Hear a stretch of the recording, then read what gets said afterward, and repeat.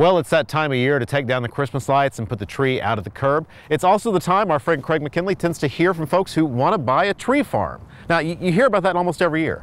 I do. I get those calls about every year because people go out and they buy a tree. Of course, they pay a pretty good price for some of those trees. And next thing I know is they're calling me saying all you have to do is plant them and watch them grow, right?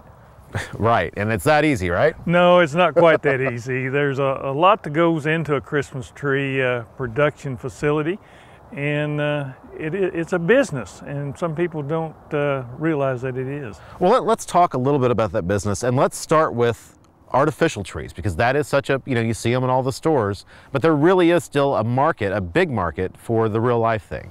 There's a fairly large market for what we call real trees.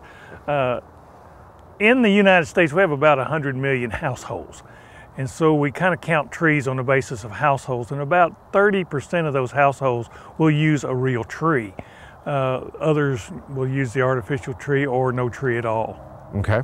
Now, once someone decides that they want to go into this business, first of all, I guess let's talk a little about Oklahoma itself. What kind of opportunities are there here in the state?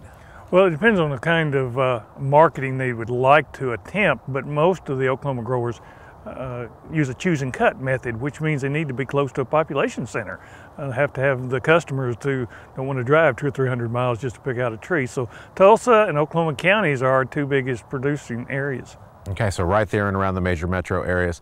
Let's talk about the maintenance that goes in. What all is involved in actually putting you don't just put a tree in and then walk away and come back in a couple of years, right? There's a lot to go on. Absolutely. The first thing a person should do is probably just start the planting process a year or two before they ever get into the actual planting of the trees themselves. How many trees, what species, what is their market, who do they want to cater to, all of those things, and which lead right up to site preparation, planting, and then there's management and production operations up until time of sale. Just a very intensive business then. Absolutely. Most people will get into it thinking that it's a part-time business. I had one lady tell me, says, it's every weekend.